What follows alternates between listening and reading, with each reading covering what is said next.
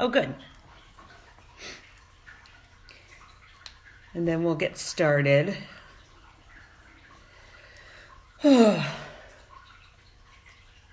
I did not feel like working today. That was a chore. You have those days you just don't feel you're just not feeling it. I was just not feeling it.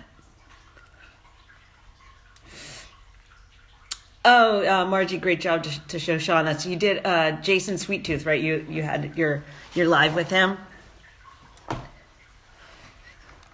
He seems like a real mensch.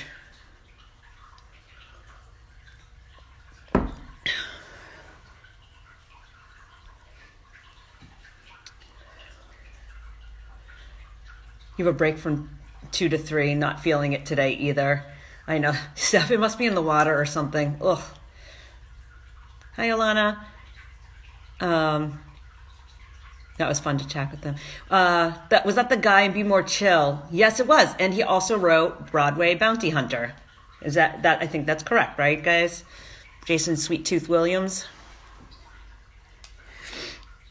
We are just waiting for Nik Walker to join us. We're going to be talking mental wellness during the pandemic. Hi, Anna. Hi, everyday leggers, leaders. I'm terrible at reading Instagram handles. I'm so bad at it. Hey, Nick. Um, so I'll be going live with Nick. You're here. Okay. Let's get you on.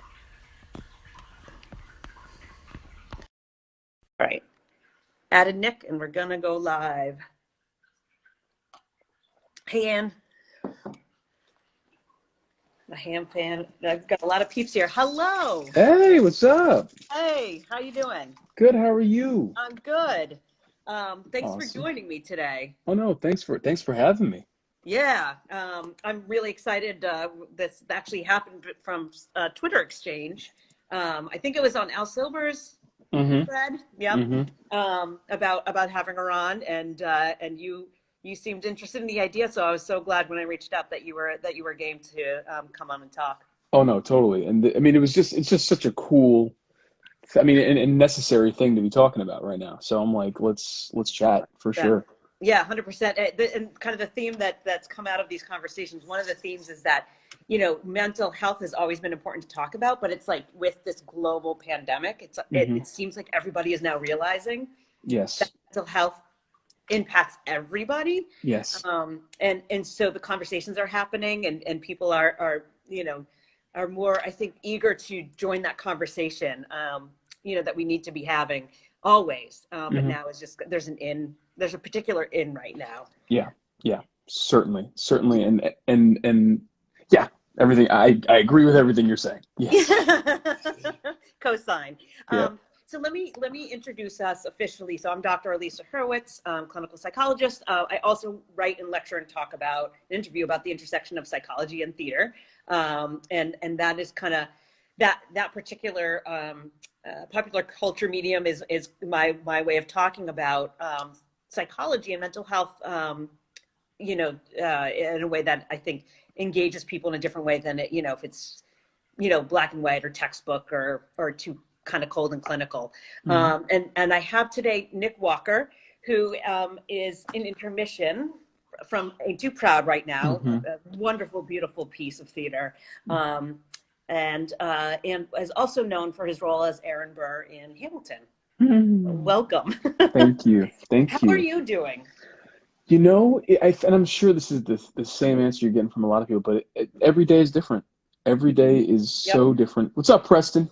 Um, and I think today is actually we're on an upswing. Today feels like I got a solid handle. I very early on, one thing that I started doing when I was out on the road doing Hamilton regularly was obviously therapy and meditation and journaling.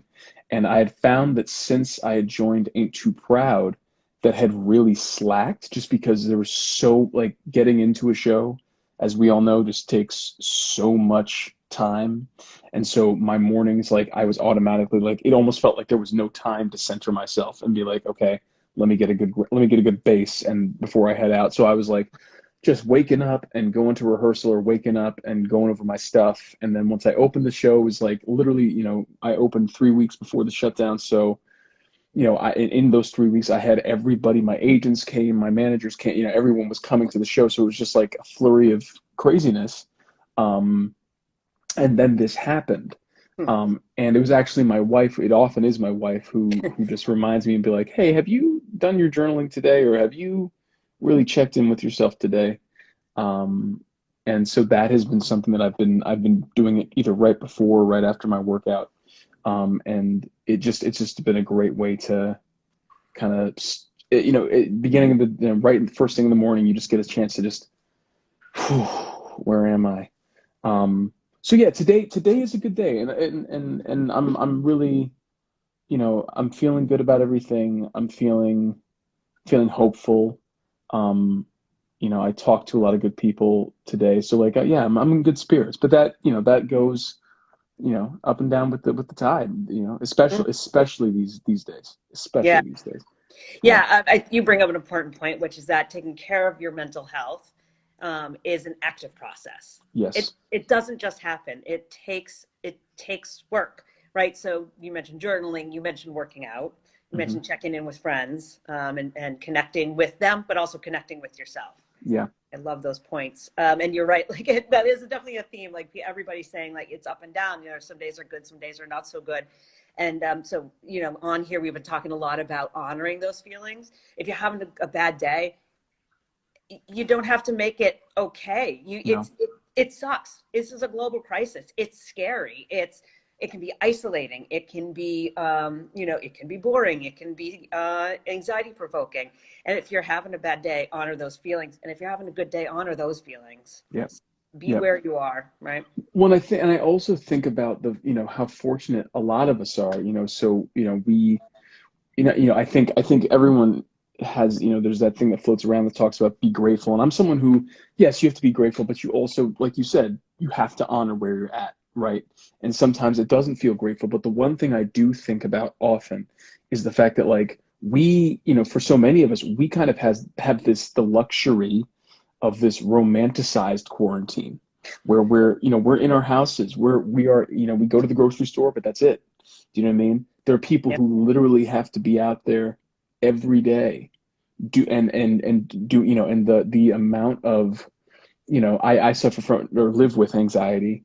And the amount of, I just can't even imagine, because I know my triggers, but to be out there right now, I'm like, ooh, okay, that's a whole different thing. So I just try to take stock in the fact that like, this is, right now I have a space that is mine, that is safe. And that is a huge blessing. And I really, and all that to say, it just behooves you to just really own your space. Mm-hmm. Yes. Do you know what I mean? And just, yeah, I think it's just so important right now. So important. Gratitude is part of an active, active mental health. And again, that does not negate the things about this that are hard for us at all. They can coexist. This can be scary and unsafe. And you can have gratitude at the same time that you have a safe home to be in, and that you could be sheltered in place and safe in your home, and and have things to entertain you, even though you sometimes feel bored. The gratitude is a really good practice. I want to say hi to Demarius. Oh yeah, and I saw Baskin, and I saw everyone's coming through. I saw a bunch of people. I was like, let's go, boys. What's up? And you made a distinction in your language, which I would love to ask you about. You said, I live with anxiety. Can you talk about that verbiage? Yeah. So ever since I was diagnosed, I think that the thing that I've really tried to remember, often when you meditate, they talk about how the goal, if there is a goal, because it's not a goal, but what you would like, what is often helpful is to watch these feelings, right? To get to a place where you're able to just zoom out and say, okay, these are things that can pass through me, and I don't have to hold on to them, and I don't have to manifest them. They can just be. It's not about, like you said, the work is never ending. It's never about getting to a place where these feelings don't come, but it's about knowing that you don't have to invest in them, right? And that has been so much of the work that I've done. So I say live with as opposed to suffer, because it is, there's so little that we can choose in this life. But for me, that is a choice. That is the choice to say, I can look at this, and and I'm not successful every day. I'm really not.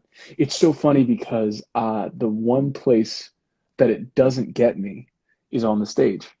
It's actually, I actually had a crazy talk. So probably this time last year, I'd come back to New York, and I was there to see my buddy Brian,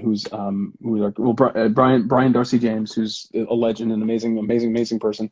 He was in the Ferryman at the time, and we went out for lunch. After I saw him in the play, and he was amazing. But we were talking about just anxiety and the stage. And I was like, dude, yeah, there's so many points in my life where I feel like I can't control things, but as soon as I get on the stage, I'm good. And what is that? And he was like, well, dude, like straight up, the stage is a place that we can control. Exactly. We know the stage. That is what we do. The world is what's scary. You know what I mean? The world is out. That's not something that we have in our purview. So it was just something that I had to remember, like, those places where we feel safe are so sacred. And and so much of what we're dealing with, and please tell me to shut up, because I'll ramble on forever about this stuff, but so much of, I think, what we're dealing with, especially as artists right now, whether you are a stage actor, TV film actor, both a combo, a writer, dancer, is that, for so many of us artists, the vibe that is very easy to be perceived is that what we do is not essential right now. The very place that we go to feel purposeful and driven and alive is not available to us, and we can't give to others. So who do we become? And I think that so much of what you're seeing with all this content that's coming out is, I think you do have to allow yourself to mourn the world before, because the world that we're going to go into is not going to be the same world. It's just not. Yeah. But at the same time, I think what's beautiful about it is it's like people just for their own spiritual, mental balance, we as a culture need to gather in dark rooms and hear stories told. I just truly believe that.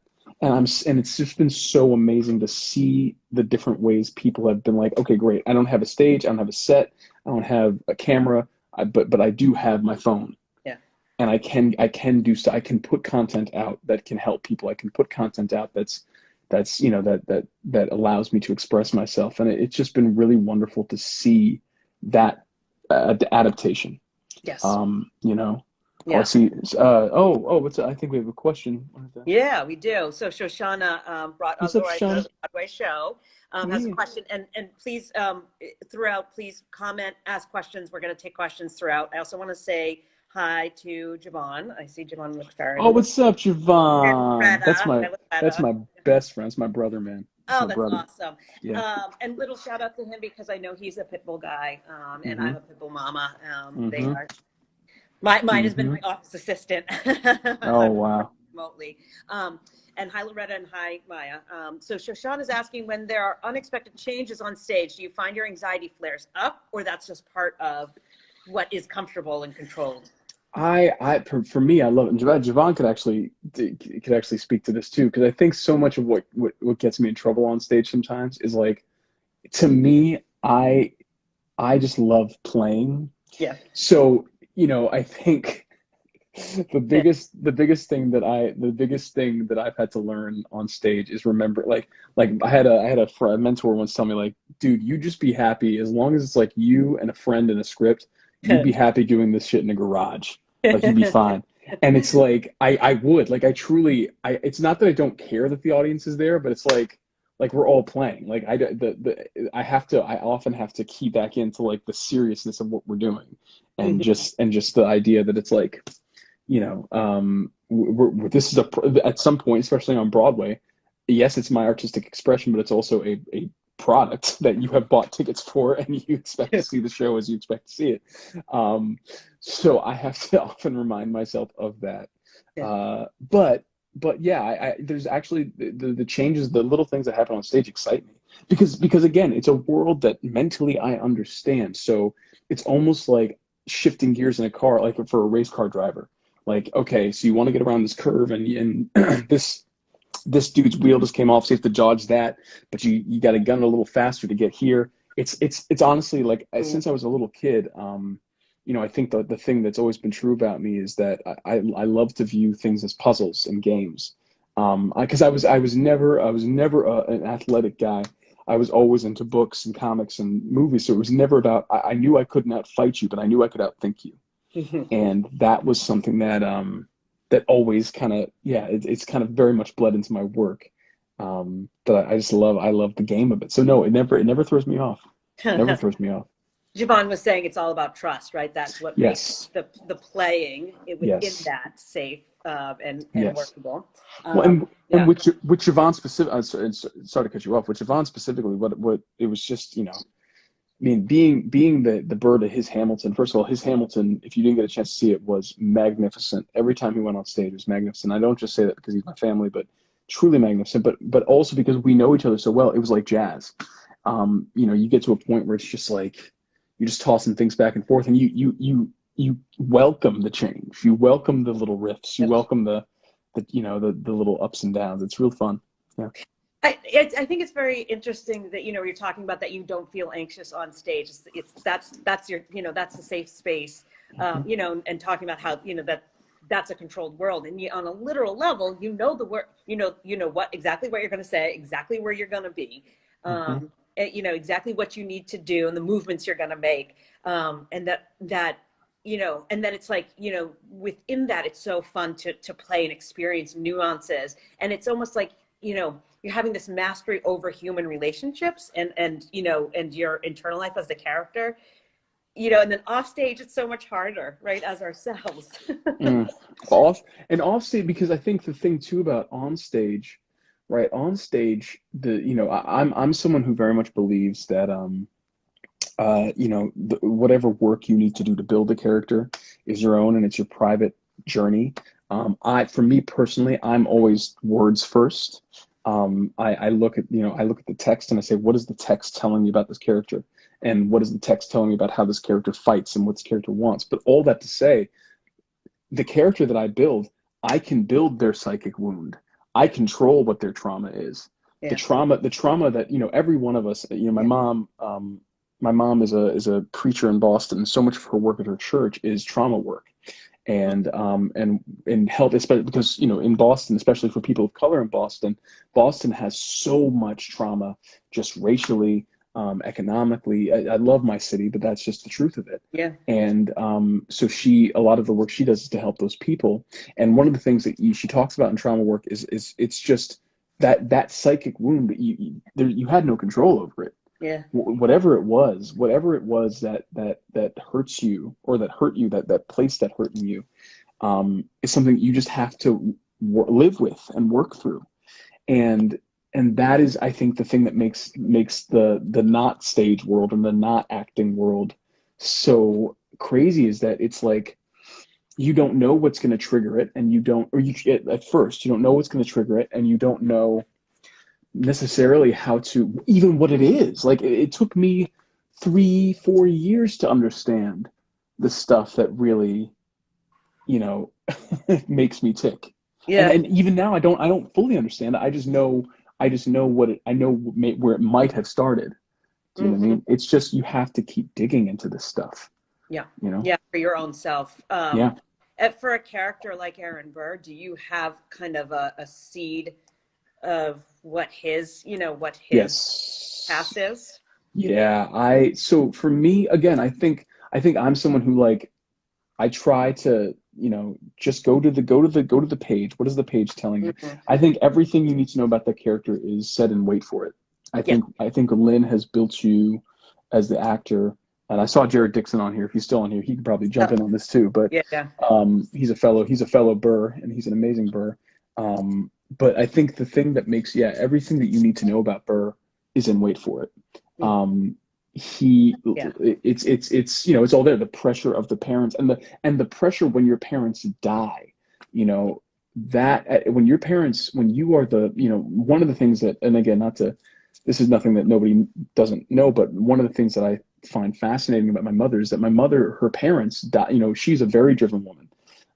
She was the first Black news anchor in Boston. She is now a pastor. She went to Harvard Divinity like casually, like you do.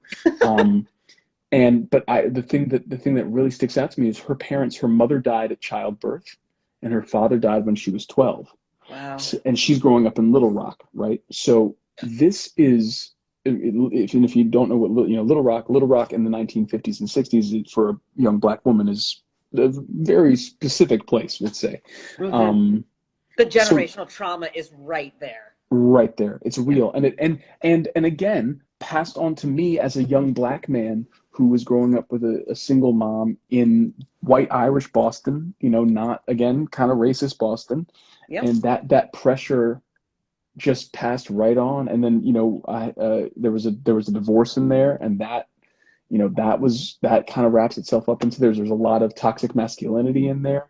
Yep. Um, you know, so and I say all this to say, looking at Aaron Burr, just pressure and time. That's all he ever was to me, was just Hmm. someone who wanted to succeed and was so that for me it was about the care, because I know exactly what it is to be like, okay, you got one shot at this.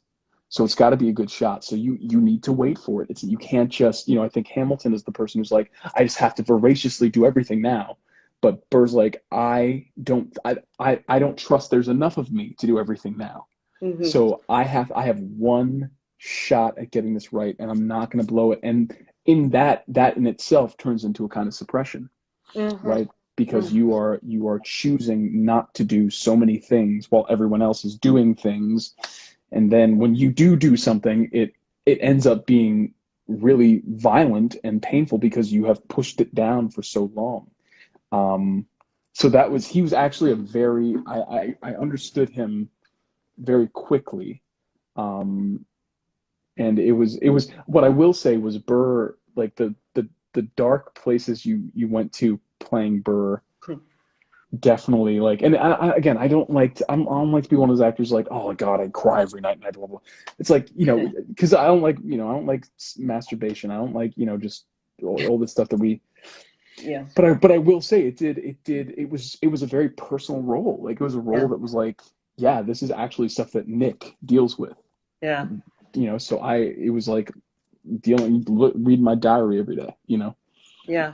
And Yeah, folks, please ask questions, you know, for the folks just joining us, yeah, and yeah. I will answer them throughout.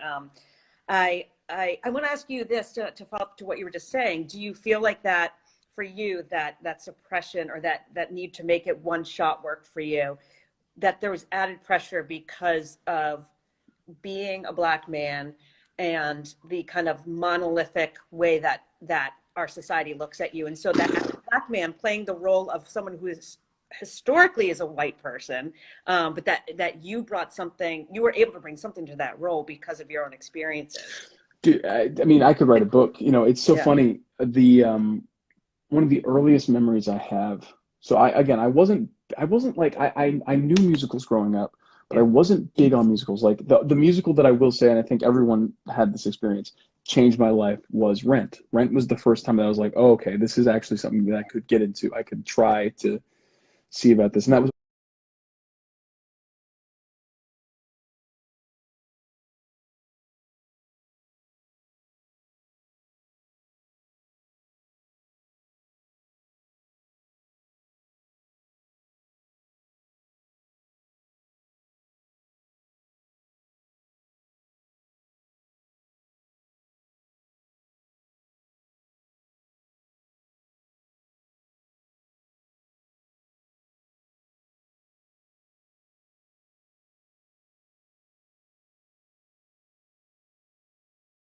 very young. And I remember I had one specific experience when I was at like a camp talent show, and I wanted to sing one song, Glory, because if you understand, like I got to me. And Oh, it is the anniversary rent on Yeah, Broadway. thanks, Shoshana. Yeah. Um, and I was like, no, I'd like to sing I'll Cover You. And she's like, no, maybe sing one, or maybe, I was like, I want to sing one song, Glory. She's like, no, maybe sing I'll Cover You. And obviously she was saying that because, Jesse L. Martin was Collins and I'm a black man. And so I had to play Collins and I can't play Roger, which is not true. But that was like the first of many experiences where you just recognize that there was a barrier there. And also because again, like I grew, Mhm. I grew up as a as a black man who was not like the ways that we were represented. We have never been a monolithic group of people. Nobody is a monolithic group of people. And the ways that we were represented when I was growing up, there was only so many options for the way that we could be portrayed.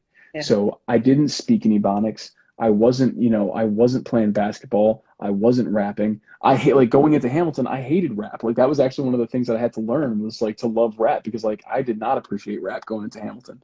Like I was very much a kid who grown up in Boston, in my area at the time, and was a product of that.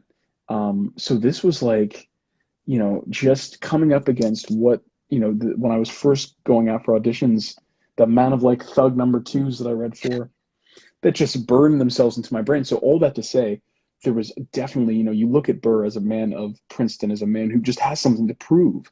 And that, again, is something that I understand very much so. Yeah. Because you come out and you're like, I'm not going to be what you told me to be. I'm going to be something. I am an original. I'm inimitable. That, Yes. that's Yes. the exact idea.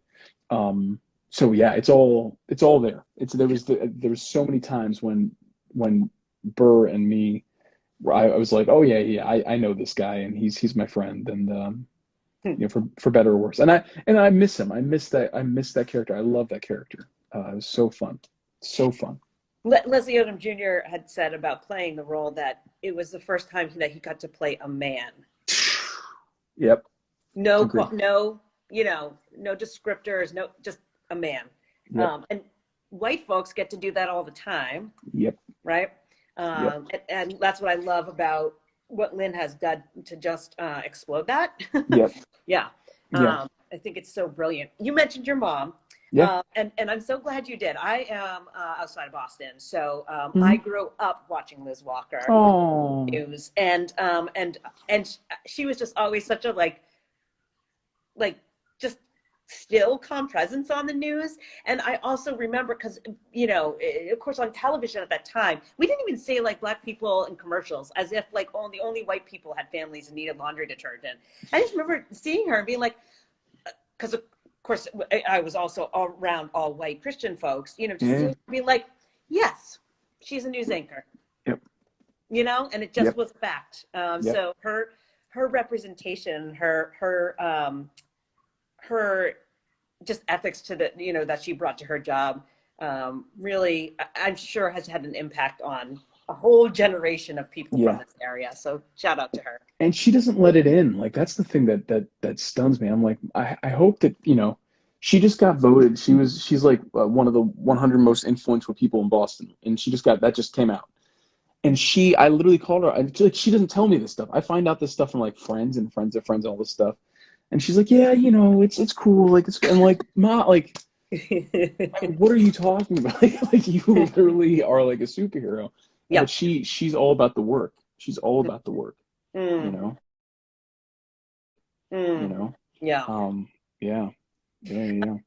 I'd love to, and again, folks, please ask questions on this. Is just because I'm curious, because I know you love Yeah. Deadwood, Yes. and not enough Whew. people. I think I've seen that show. I think it's one of the top television shows of all time. You want to talk about someone's mental state. You want to talk about Oh, trauma. Like uh-huh. Well, let's talk about it. if folks haven't seen the show, it's a series on Yeah. HBO. It ended abruptly and unexpectedly. And Yes. then they recently released a movie on HBO that was kind of the epilogue to the story that It they never was got to tell. beautiful, beautiful Ugh. epilogue. Yeah. Well, one of the things I loved is that the main character, Al Swear Engine, played Mm-hmm. brilliantly by Ian McShane, that Mm-hmm. they really completed that arc of Yes. his alcohol abuse. Yes. Um, which I thought was so great. Like, no one gets no one gets out without consequences, and they showed that. I thought that was great. But I would love to know if they made a musical, if like David Yazbek wrote the music and lyrics to Deadwood musical, who would you want to play? Ooh, that's such a good question. First of all, I mean, I would hope that what they would do, just to be true to, because here's the thing, I actually think Deadwood, the stage version, could be easily done. I've actually thought about it often, and I think the key to it is I would put a little disclaimer there. I would personally say make it a play with music and not a musical. Okay. Because I think that the thing about Deadwood is because all the show takes place in saloons, and in this kind of growing town, I actually think there's a lot of room for song. I just don't think that I think that what you want to do is not put the narrative weight on the songs, to me. The other reason I say that is because the thing that makes Deadwood, guys, the thing that makes Deadwood Deadwood is the language, is the way that these people talk. It is David Milch, who's the showrunner, the writer, the creator. He is a poet. I mean, the way that he was able to string sentences together, he created a language that was simultaneously, it made you feel like you were watching something from another time, and yet was so modern, was almost like postmodern. Like, it was just this beautiful balance, and so efficiently described each character. I would love to. I'd say about this the way that I feel about the musical Oliver. My dream role. If everybody always asks me, "What's your dream musical role?" It's Fagin. I'm waiting till I'm 40 or 50 so I can play Fagin. That is as my dream role. And in the same way, Swearingen. I want to play it, but as now, I like Bullock. I would love a good Bullock. Yeah. Because he's got so much going on there. I also talk about a guy who like suppresses. Oh my God, everything down, pushes everything, and you see it, and like even in Timothy Oliphant's like portrayal, it's just like the way he just like gets so, because you're like, that there's just so much bubbling up inside of him. You're like, bro, you just got to talk to someone, man. Oh my God, man. Yeah, there's so many. I mean, there's so many characters that I would love to play in that. I would even love to play Bill, Wild Bill. Yeah. I think that he is such, the way that the show, for those of you who don't know, so the way that, this is kind of a spoiler, so spoiler alert. 20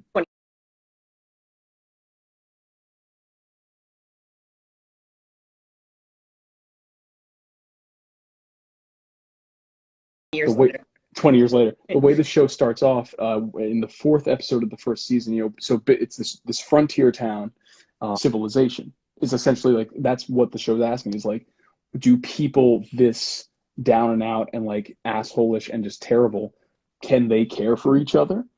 And you find out that they do. And kind of the thing that spurs it all on is the death of Bill Hickok, because Bill Hickok is this legend of the West, and he comes to this town, and he's kind of interacting with the people, and he gets killed in this horrible way. And the shadow that just puts over all the characters, Calamity Jane, everyone just reels from the death of this man who, really is the one. I think, there's a Shakespearean kind of rule, right, where as soon as there's a character who's figured it out, that's when they die. And that's exactly who Bill Hickok is, because Bill almost looks at the town and is like, you can kind of always get the sense that he knows exactly what this town is. He knows what it could be. He knows what it might be. And he's just got to figure it out. He's kind of above the plane. He's kind of done his time. And that's why he gets killed, So Bill Hickok is another great character too. There's just so many cool. Yeah, man, great question. Yeah. I mean, and every character in that show, it's like, you mentioned, you're like, oh yeah, that was such a great character. It's filled with interesting humans. Yes. And you mentioned the writing, which is part of what makes that show so sublime. And it's I call it profane Shakespeare. That to me is like the tone of the writing. There's so many F-bombs in it. Oh my God. Yet it's Shakespearean in its own way, in rhythm and in some of the the way most, you have to tune your ear. Yeah, some of the most, no, honestly, some of the most creative swear words you'll ever hear in your life. And I think the point of it is, right, because these people weren't saying at this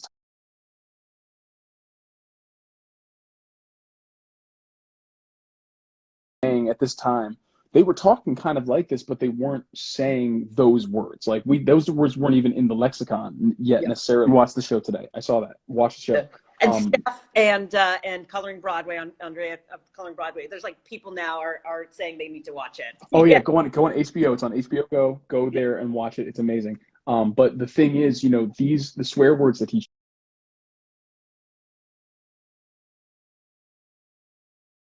the swear words that he chooses, he was trying to amalgamate the impact they would have had at the time. Because right at the time, right, damn and hell, and that was what was profane. But it would have hit like the swear words you hear in the show, and it's just it's so cool. Right. I can't. Yeah, I love the show. It's so good. Yes, watch the show. Everybody who's saying, should I watch it? Please watch the show. Please watch the show. Yeah. It's so good. Yeah. It just did not get its fair due, but it's at all. People have watched everybody, right? It's like top 10 list. You have to. So Andrea of Coloring Broadway asked, what have you learned about mindset from Burr for the character and for you personally? So I when I left Hamilton, I wrote a letter that I actually posted. I wrote it to Lynn and Tommy and Jeffrey, our producer, and everyone. And most of the letter was just talking about, it's somewhere on my Instagram page, y'all can find it, but it was just talking about how much I learned from, and really I was saying, like, class that you just gave me for free, and you paid me to take your master class, and I will never be able to repay you for it. So all that to say, what I've learned from Burr has been so much the power, and that is both on stage and off, the power of, one of the things. So I just had a film and TV coaching yesterday because I was auditioning for something or other, and one of the things that the coach said that really was like amazing to me was just remembering the power of breath, remembering the power of, like, when you feel like you're a little lost, just that moment to kind of and reset, and like that actually builds character. That actually is something that is interesting to watch on screen and on stage. And with Burr, one of the challenges is, you can so often, especially in the beginning, feel like you are behind the cart because this language, it's not like any other stage play or musical, because this language is literally set to time. So if you are off the beat, then you will fall behind, and the music keeps going. They don't stop. So like, there's so many moments when you feel like, oh God, I got to catch up. But when you finally, I'd say within the last 6 months of 3.5 years playing Burr, within the last 6 months, I finally figured it out. And what I figured out was, I just got comfortable enough with the language and with the character and with the show, to really find those moments of stillness, and where the moments where I could just watch, the moments when I could just engage without doing anything, and those ended up being, by the end of my run, some of my favorite moments in the show. There's a moment at the end of We Know, when Jefferson and Madison and Burr kind of tell Hamilton that they know what's going on with his, they know he's doing something with his money, and then Hamilton spills the tea about, having an affair and all this stuff. And there's a moment, Burr's the last one to leave that room, and he's, when he has that last line, rumors only grow, and we both know what we know, which can be menacing or comforting or whatever you want to play it as. But the thing I always loved about it was me and Joseph would just find these moments of stillness in that, and just connect as two people who were friends, but who now were on two opposite, like, that moment is very much that's the last time you see them before the election of 1800. So that's kind of the last nail in the coffin, for at least for them, as their friendship, right? When you see them again, it's been years, and they're kind of, just kind of passing. But Burr doesn't think anything of Hamilton, but Hamilton, is hiding the fact that he has the power to kind of decide if this guy's going to be president or not. Yeah.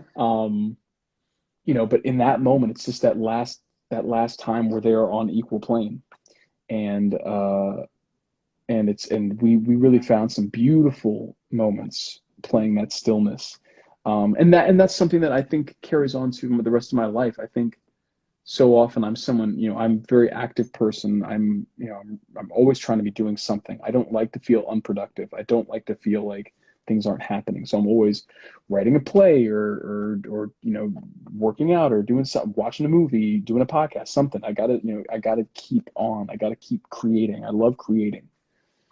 But then you get to a point where you're like, hey, especially now, it's like, look, and I know so many people have said this, but it's like, look, there's a pandemic. There's an actual pandemic happening. People are dying. Like, you might need to sit for a second. You might need to just, because there's just to pretend like it's all not, to keep going, to keep pushing. If you have, I was talking to my friend, Tori, who I think I saw in this Instagram Live. Tori is an artist from Boston. He's one of the most brilliant minds that I know. And Tori was talking to me about how he was like, this like creativity is just coming and going these days.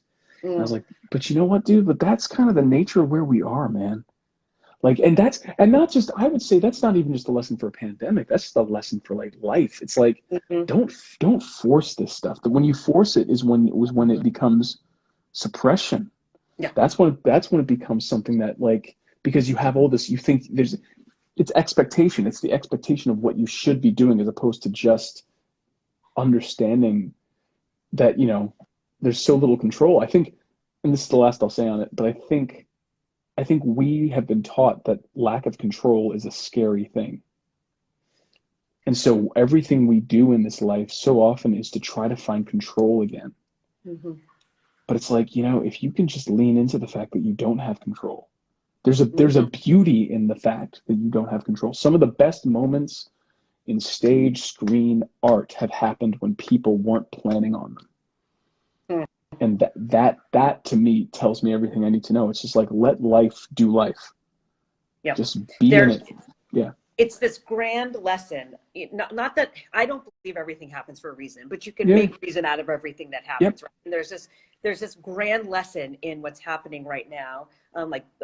Someone's commenting here, Blanchard. Nobody taught us how to be still. Right? We're all learning. It's a lesson in how to be still, how to accept that serenity prayer, to accept the things we cannot control. Right? The courage to, how's that go now? I'm thinking about it too. Yeah.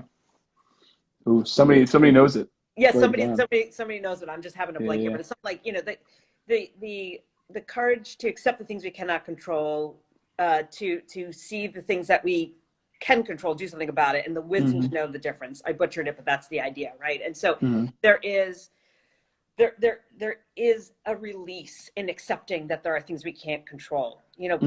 Patients will say, like, I don't know what to do about this. And I'll say, there is nothing to do about this. Nothing. It's not in your hands. And that's a blessing, or a release or a burden off, because you can't control that this pandemic is happening. No. Like, burden off your shoulders, to know the thing.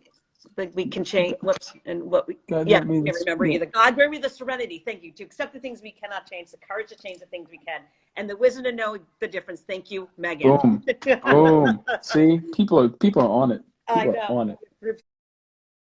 Groupthink, that's great. Yeah. But it's an unburdening to really see, I cannot control this, and to let that go, and to also know there are things you can control, because people will go the other direction and say, there's nothing about this I can control. That's not accurate either. You can control that you stay home. You're not being forced to stay home. We're being asked to stay home. Yes. You are choosing to do that, and in choosing to do that, you are being part of the solution. Yes. And there's power in that, even though it maybe feels passive. There is power in that. Yes. Agree. Wholeheartedly. Yep. I love what you said about the breathing, and that, so Sean's saying, I'm the one thing in life I can control. Yeah, I think maybe was over a little with that. Oh yeah. Oh yeah. Right back. Yeah. Just on a beat stuff to it. Yeah. Oh. The Hamilton references are always so, they can be Oh, right. There's so they many work for lines. everything. They work for Yeah. everything. Yeah. It's so brilliant. Yeah. But yeah, just the idea of breathing on stage and in life, Mm-hmm. just breathing. Just I breathe. did that today. I stepped outside in between sessions and I just listened and I heard the birds. Mm. I felt the sun and I literally touched the dirt. And that was my breathing moment and it recentered me. So important. Yeah. So, Yeah. so important. Yeah. Yeah. Yeah. I loved talking to you today. Oh yeah. No. Absolute pleasure. Yeah, thank you so much. And thank you for sharing about your experiences living with anxiety. Every time somebody shares about their experience with mental health, it takes another brick out of that wall of stigma. So I appreciate Mm-hmm. that so much. Always.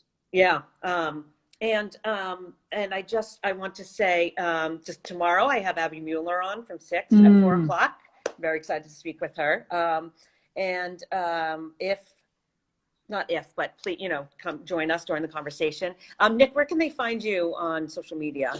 So I am at Nikki Walks, NIKKYWALKS, and that's for both Twitter and Instagram. So come hang, man. Watch We all Deadwood there. and then tweet at him about it. Yes, please, please watch Deadwood. My God. Yes, yes. Yeah.